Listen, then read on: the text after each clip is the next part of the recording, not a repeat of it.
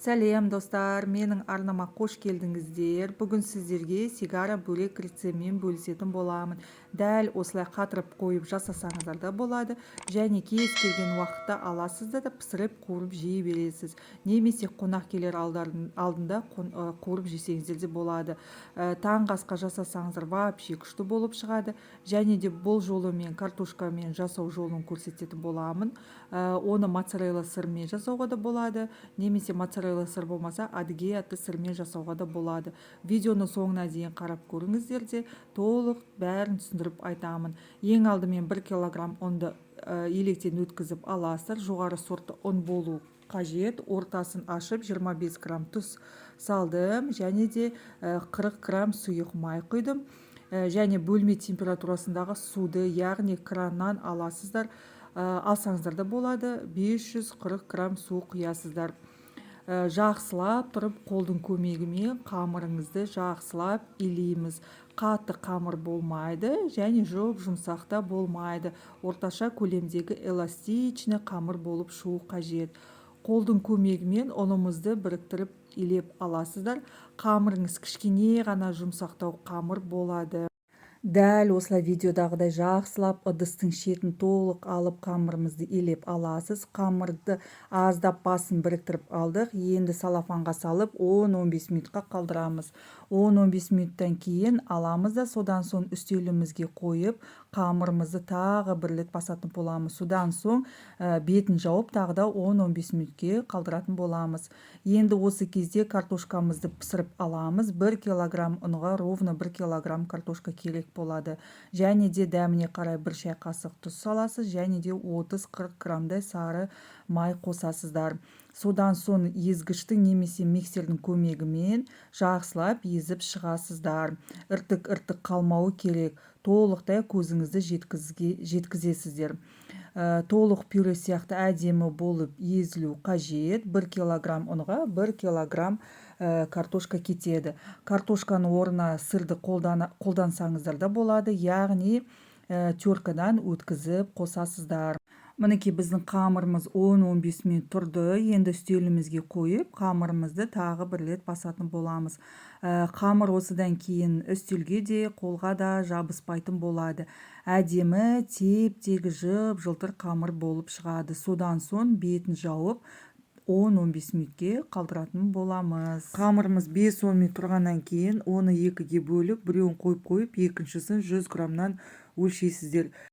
Енді қолдың көмегімен осылай алақанға қойып дөңгелектеп аласыздар. 100 граммнан бөлгенде қамыр ровно 16 данасы шығады, яғни 16 штук қамыр шығады. Барлығын 100 граммнан бөліп аласыздар, және де барлығын дөңгелектейсіздер. Сонымен қатар қамырды бірден тақтайшаға ұн сеуіп, асты жабысып қалмас үшін бірден орналастырғандарыңыз дұрыс. Және беті қаязып қалмау керек. Міне барлығын бетін жауып қоямыз. 5 минут жеткілікті. Содан соң қамырымызды жаюды бастаймыз. Қамырдың арасына себетін кукурузный крахмал 100 грамм, және де 100 грамм қарапайым ұнды алып, бір-бірімен араластырып аласыздар. 3 қамырды бірден жаятын боламыз. Күлші сияқты бірінші басып аламыз, және де шелпектің формасына сәйкес етіп орташа көлемде әр қайсын жеке-жеке жайып аламыз. Қамыр тез жайылады, эластичный жұмсақ қамыр болып шығады. Бірінші осылай 3 қамырды жайып аласыздар. 3-3-тен 9, ең соңғысы 4-еуін жаясыздар. Барлығын осылай шелпек сияқты жасап аламыз. Содан соң арасына ұн мен крахмалды көбірек себесіздер. Крахмал қытырлақ әрі жабысып қалмауына әсер етеді. Сигара бөлектеріңіз піскен кезде қытырлақ әдемі болып тұрады. Содан соң арасына жақсылап крахмал себулеріңіз қажет. Қатты күшпен жаймаңыздар, әйтпесе жабысып қалады. Формасын оқтаудың көмегімен келтіріп алсаңыздар болады. Содан соң біріктіріп, ақырындап оқтаудың көмегімен жақсылап жайып аласыздар. Барлығын бірдей етіп жайғандарыңыз дұрыс. Арасына міндетті түрде ұнды алғашқыда көбірек себулеріңіз керек, әйтпесе қамыр жабысып қалады. Кейін қамырыңыз үлке бастаған кезден бастап сәл азырақ себулеріңізге болады. Басында көбірек себіңіздер, бір-біріне жабысып қалмас үшін. Алғашқыда кішкене оқтаудың қолдандым, сосын осындай үлкен оқтауды алып жақсылап қамырымызды жайып аламын. Алғашқыда қамыр біркелкі етіп жаймауыңыз мүмкін, сосын күнделікті жайып отырсаңыз қолыңыз үйрене бастайды. Қамырды өте жұп-жұқа етіп жаятын боламыз, 60-55 см көлемінде жайсаңыздар болады. Осылай арасына ұн мен крахмал себе отырып жаятын боламыз. Мейлінше жұп-жұқа етіп жайғандарыңыз дұрыс, қалың болып қалмасын. Егер де формасы бірдей болмаса, жеке-жеке барлығын жайып алсаңыздар болады. Арасына крахмал болғандықтан тез арада жайып алған дұрыс. Әйтпесе кеуіп қамыр сынып кетеді. Енді осы жерде мұқият қараңыздар.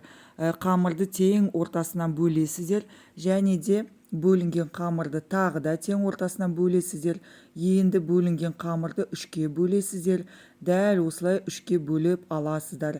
Екінші қамырды да дәл осылай көз мөлшерімен үшке бөлесіздер. Енді қалған қамырды осындай орамалдың көмегімен бетін жауып қоясыздар, өйткені қаязып қалады, сосын ол кеуіп сынғыш болып қалады, оралмай қалады. Картошканың пюресін осылай салып аласыздар, көп салмаңыздар, шай қасықтың ұшындай жетеді. Қамырымыз өте жұмсақ болғандықтан пісіру барысында жарылып, шашырап кету мүмкін. Енді мұқият қараңыздар. Жарты шай қасық саласыздар, көп салмаңыздар. Егер сырмен жасайтын болсаңыздар, эмердің моцарелла деп аталатын сырмен жасасаңыздар, еріп, созылғыш, әдемі болып тұрады. Немесе ол жоқ болса, адыгей атты сырды теркадан өткізіп қоссаңыздар болады. Сырды қоссаңыздар, терканың ең үлкенмен өткізіп қосқандарыңыз дұрыс. Осылай орап алып тақтайшаға қатыра саласыздар, бір-біріне жабыстырып қатырсаңыздар жабысып қалады. Сондықтан жеке-жеке етіп қатырсаңыздар дана-дана болып тұрады. Қатқаннан кейін бір пакетикке салып қойып қоясыздар. Енді сіздерге пісіру әдісін көрсететін боламын. Табаға аздап май құясыздар. Бауырсақ пісіргендей етіп көп құйып жібермеңіздер. Кішкене ғана батып тұрса жеткілікті. Май қызғаннан кейін бөлектерімізді салып, екі шетін қыздырып аласыздар. Айналдыра отырып қыздыртып қуырып аласыздар. Қатты отта емес, орташа отта қыздыру керек. Әдемі біркелкі етіп сарғайып шығады. Дәл осы әдіспен сырды да, егер жасайтын болсаңыздар, осылай сырды да қуырып аласыздар. Енді барлығын салфеткаға салып аласыздар. Егер таңғы асқа жасайтын болсаңыздар, өте күшті, тіпті ыстықта жесеңіздер, дәмі вообще супер болады. Міндетті түрде жасап көріңіздер, өте көп шығады. Жартысын қатырып қойып, кез келген уақытта таңғы асқа немесе қонақ келер алдында жасасаңыздар болады. Қазір мен сіздерге қытырлаған даусын естіртетін боламын. Егер менің каналыма тіркелмесеңіздер, тіркеліп қойып, қоңыраушаны басуды ұмытпаңыздар.